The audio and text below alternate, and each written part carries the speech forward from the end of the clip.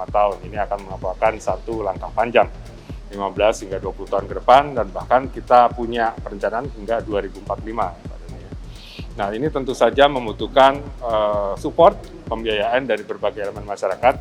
Kalau kita lihat undang-undangnya kan ada dana yang didapat dari pemerintah melalui APBN, APBD, ataupun KPBU, kerjasama pemerintah badan usaha, dan juga dari masyarakat sendiri. Masyarakat juga bisa urun rembuk gitu ya, dan juga dalam skala-skala tertentu mereka bisa ikut serta di dalam pembangunan berbagai macam fasilitas di lapangan.